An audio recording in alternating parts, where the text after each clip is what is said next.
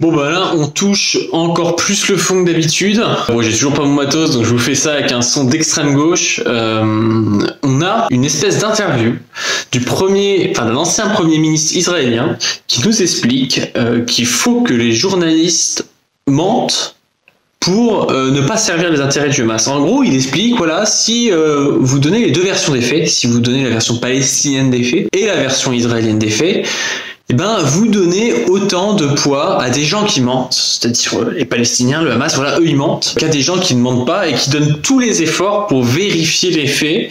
Et ça, bah, c'est évidemment le côté israélien. Enfin, je sais pas si vous vous rendez compte du truc, c'est-à-dire qu'il y a une telle propagande de guerre qu'on vous explique, évitez d'écouter tout ce qui se dit, évitez d'écouter d'un côté et de l'autre, n'écoutez que ce que nous on dit, parce que nous on dit la vérité, et puis parce que eux ce qu'ils disent, bah, c'est forcément faux. Ça renvoie forcément à ce qu'on disait dès le début, c'est-à-dire que la rhétorique du terrorisme, c'est-à-dire de dire la résistance palestinienne, c'est du terrorisme, le Hamas, c'est du terrorisme, et donc en gros, on a tous les droits dans la lutte contre le terrorisme, parce que lutter contre les Palestiniens, contre Gaza, c'est exactement pareil que lutter contre les mecs qui ont fait le Bataclan. C'est ça en gros la rhétorique. Ben, ça permet de dire les informations qui viennent du camp palestinien. Alors il y a des informations comme par exemple les dizaines de personnes, je crois qu'il y en a environ une centaine, de l'ONU qui sont décédées. Je crois qu'il y a la moitié où c'est des professeurs, des enseignants. Voilà, eux, quand on a des informations qui viennent du coup de ce côté-là, du côté palestinien, eux faut pas les écouter parce que quand même ça servirait trop le Hamas. Et de l'autre côté, nous on n'est pas des terroristes. Comme on n'est pas des terroristes, bah, on peut nous écouter parce que nous, on est un État. C'est ça le truc, c'est que comme il n'y a pas de reconnaissance réelle dans cette propagande-là de l'autorité palestinienne, comme il n'y a pas de reconnaissance en fait d'avoir une guerre, un conflit qui dure depuis 80 ans d'égal à égal, on en vient à dire oh bah de l'autre côté en gros c'est des mecs bizarres qui disent n'importe quoi et donc faut nous croire que nous. Donc je vous mets l'extrait pour vous regarder ça, c'est en anglais mais c'est sous-titré, je pense que vous pouvez comprendre et en gros il dit ce que j'ai dit, hein, c'est-à-dire voilà, faut nous croire nous et faut arrêter d'être objectif parce que être objectif c'est déjà servir le Hamas. Voilà, si vous essayez d'être objectif, vous êtes déjà dans le service au Hamas. Le mieux, c'est de croire Meir Habib sur parole. Si vous croyez Meir Habib sur parole, là, vous n'êtes plus dans le soutien au Hamas et vous devenez quelqu'un de fondamentalement bon. If the international media is objective, it serves Hamas. If it just shows both sides, it serves Hamas. My argument is that the media can't just claim to bring both sides of the story. If you do that, you are only bringing one. Hamas' side. That's cowardly and it's lazy. It's an insult to the victims, including the Palestinian victims. It's also an insult to the core idea of what journalism is. Believe me, I know I was a journalist for 31 years. I have no problem with criticism of Israel. But when you know that one side lies and one side makes every effort to verify the facts, the least we can expect is that you don't give a never-ending platform to the lies. J'espère que vous êtes content d'avoir écouté cette bonne parole.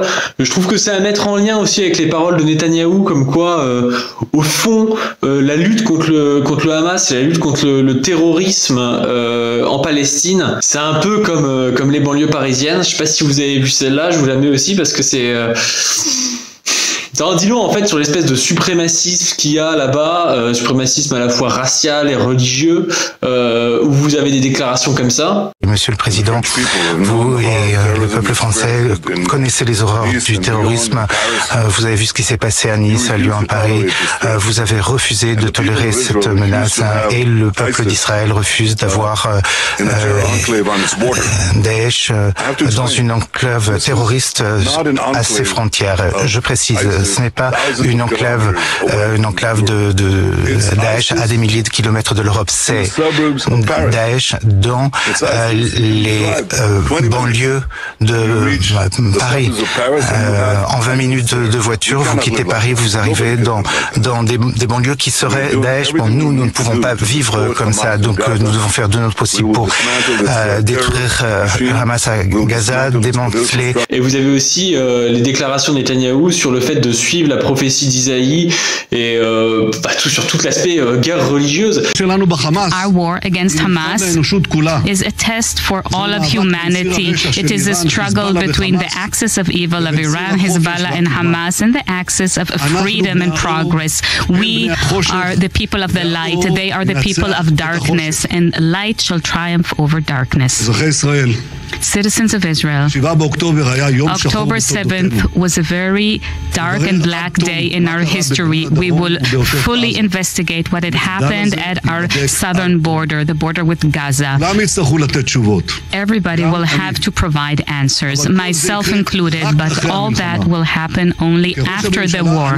As a Prime Minister, I'm responsible for guaranteeing the future of this country, and now my role is to lead all Israelis, the state of Israel and the people of Israel, to an overpowering victory. It is now a time to come together for one purpose, to storm ahead to achieve victory. With joint forces and a profound belief in our justness, a profound belief in the eternity of the Jewish people, we shall realize the prophecy of Isaiah. There will no longer be stealing at your borders, and your gates will be of glory.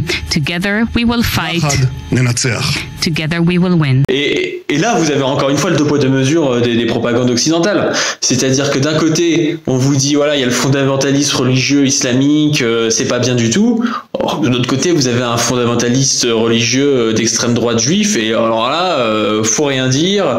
On a l'espèce de fausse opposition de Macron où c'est oui, on critique quand même un peu l'État d'Israël, mais on veut faire un pacte antiterroriste contre la Palestine, on veut lui fournir des armes. Enfin voilà, il y a tout un soutien, tout en disant oui, mais on soutient pas vraiment, mais ils soutiennent quand même, quoi. Enfin bref, on se voit dimanche pour parler de tout ça sur la chaîne, pas du stream. Donc on se voit sur Twitch, je pense à partir de 21h ce dimanche.